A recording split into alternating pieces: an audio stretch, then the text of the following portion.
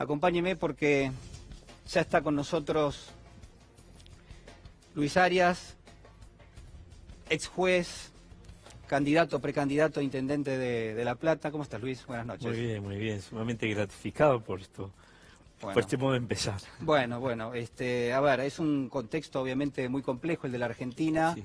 Hay, digamos, yo veo que hay funcionarios que son refractarios a la realidad y un poco me interrogaba y traje esto porque, traigo esta historia a colación porque me parece que hay realidades que se instalan, que son parte de la historia incluso argentina en muchos aspectos, han recrudecido obviamente. Pero ¿qué puede pasar en la cabeza de un funcionario que no quiere aceptar una situación que a todas luces se decanta por todos lados? ¿Qué te parece? ¿Qué puede pasar? Y que se naturaliza, ¿no? Que es lo peor que puede sucedernos, empezar a creer que estas cosas, bueno, son naturales, son daños colaterales de un sistema que no se puede transformar, que hay que aceptarlo. Yo creo que, yo he visto eso en muchos funcionarios, ¿no? Que miran realidades muy complejas, muy difíciles, y frente a eso dicen, bueno, esto no tiene solución, se retraen y enfocan hacia otro lugar. Argentina tiene situaciones de pobreza estructural, por supuesto, no es nueva, pero lo que sí ha sucedido es que esto se ha agravado enormemente. Y los sectores que más lo padecen son los más vulnerables, los niños, los ancianos. Sí. A veces uno piensa que no tienen quien los represente, que no tienen voz, y para eso tiene que haber un Estado. Y yo creo que, aprovechando que nuestra gran líder y expresidenta habló de un nuevo contrato social, un nuevo orden, yo digo eso, un nuevo consenso político e institucional. Tiene que ser de una fuerte raíz humanista. Nosotros no podemos permitir que haya niños con hambre. Por cuestiones éticas, pero porque profesamos un profundo humanismo, que tiene distintas vertientes, cristiana, peronista, marxista, pero que es un humanismo que tenemos que ponernos de acuerdo en que no podemos admitir niños con hambre. En la ciudad de La Plata, que es mi realidad más cercana, en la periferia, un estudio hace poco demostró que el 70% de los chicos tienen déficit de calcio. Y eso es porque no ingieren la cantidad de lácteos suficiente. 70%. 70% en la periferia. Pero eso tiene que ver con el descuido de la familia, con el descuido del tiene Estado. Que ver que la gente no puede comprar. Directamente. No puede adquirir leche, no puede adquirir queso, mucho menos yogur. No puede adquirir lácteos por el precio, en el país de las vacas. Entonces esto es lo que nos debe doler. Entonces nosotros no podemos permitir que un chico tenga hambre, no podemos permitir que un anciano se muera porque PAMI no le reconoce los medicamentos, como está sucediendo, sobre todo los oncológicos, que no los está cubriendo, o que no tenga para pagar la luz y el gas, o que no tenga para comer, como se ha visto aquí. Entonces esas son las cosas que el verdadero sentido de la política, el verdadero sentido de nuestro trajinar cotidiano, en campañas, en acciones de gobierno, tiene que ser ese núcleo básico de coincidencia que tenemos que lograr entre todos los argentinos para incorporar a la vida política, institucional, pero también... Pero se puede partir de un elemento ético. Este es un gobierno que se supone que planteó 2 o 3 ejes, que obviamente no solo no cumplió, sino que además en gran medida las políticas que aplicó fueron en contra de esos objetivos. Pobreza cero obviamente va a terminar con una pobreza cerca del 40%. Entonces evidentemente no hubo una intención de llegar a una pobreza cero. Hubo un gran cinismo y un montaje de campaña. Había que hablar de los pobres y bueno, se dijo pobreza cero, pero realmente no había una convicción, por el contrario. No había una convicción en superar los problemas de pobreza. Esto era evidente. Algunos lo podíamos advertir y otros no, pero además nosotros ya tenemos las lecciones del pasado con lo que ha sucedido con el neoliberalismo, con el capitalismo extremo, transnacional y digamos globalizado. Y concentrado. Nosotros ya sabemos lo que sucede cuando se abren las puertas, cuando se abre esa caja de Pandora, porque tenemos la memoria histórica, algunos que lo hemos vivido en los 90 fundamentalmente. Entonces, nos volvió a suceder. volvimos a tropezar con la piedra. ¿Cómo hacemos ahora para lograr un consenso institucionalizado? ¿Cómo se hace ahora? Bueno, yo creo que hay que trabajarlo, no pensando en la política como un lugar de disputa de poder, sino de encuentros y de acuerdos, logrando acuerdos, ¿cierto? Que sin duda alguna en el horizonte, allá lejos, porque hemos aprendido en este tiempo que sobre la factibilidad, esto que nos enseña Dussel, ¿no? Que bueno, a veces sin perder el espíritu transformador, revolucionario, uno tiene que adaptarse a las relaciones de fuerza, a lo que se puede hacer, a lo posible. Bueno, no debemos perder de vista, por ejemplo, una transformación constitucional. Porque vos fíjate... ¿Ves que es necesaria una transformación de la Constitución? Mira, el derecho a la vida, por ejemplo, y a la integridad física no está en la Constitución. La propiedad es inviolable, pero la vida no es inviolable según nuestra Constitución. Claro, la Corte tuvo que decidir que se desprende el artículo 33, que están entre los derechos implícitos, el derecho a la vida, y que además están incorporados los tratados internacionales de derechos humanos. Y yo le digo, bueno, explíquenle todo esto, esta clase de derecho, al policía que le pegó la patada a ese ser humano que lo mató en el acto, o al que mató al jubilado por pedir, bueno, por robarse un alimento. Entonces, no está el derecho a la vida en nuestra Constitución, no está el derecho a la integridad física, no está el derecho al trabajo, está garantizado con relación al empleador, pero no el Estado. El Estado, la principal función de un gobierno es promover y proteger el trabajo, porque sin trabajo no es posible vivir en una sociedad. Sin dinero, el dinero se obtiene de dos formas, una de esas es trabajando. Entonces, si no tenemos trabajo, no podemos adquirir alimentos, no podemos adquirir vivienda, no podemos alquilar, no se puede vivir. Entonces, bueno, ¿cuál es la función después de proteger la vida? El derecho al trabajo. Eso tampoco está en la Constitución. Está con relación al empleador, pero no una obligación en cabeza del Estado. Vos sabés que me quedo pensando, obviamente, quiero preguntarte por la justicia, por el rol de la justicia en estos últimos años, por capítulos realmente donde la justicia ha demostrado, ahora me corrijo, digo, no la justicia, algunos jueces, algunos fiscales se han manejado de una forma sumamente opaca. Te quiero invitar a ver un informe chiquitito del fiscal rebelde, lo vamos a llamar así, Carlos Stornelli. Hoy se lo cruzó nuestro colega Lautaro Maislin. Vemos las imágenes.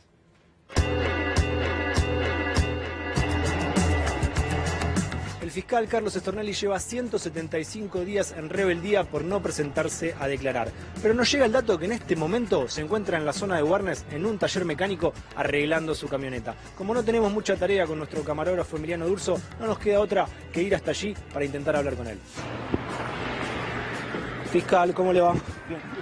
No, ¿Me chocaste? no. Bien. No, ¿me chocaste? No, me chocaste. Fiscal, ¿cómo le va? Hola.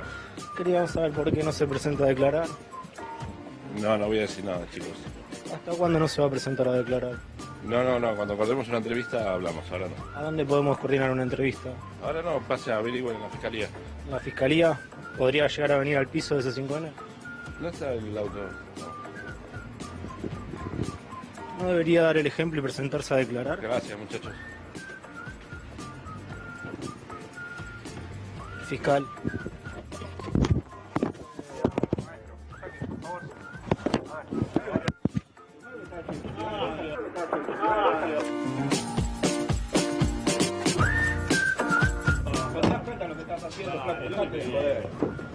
Trabajá, pero no hagas esas cosas. Estoy grabando, claro. ¿Para qué te haces eso, loco? Va a romper acá la puerta, señor. Bueno, vamos a tratar de llamar a la fiscalía y seguir intentando conseguir una nota con el fiscal Carlos Stornelli para C5N.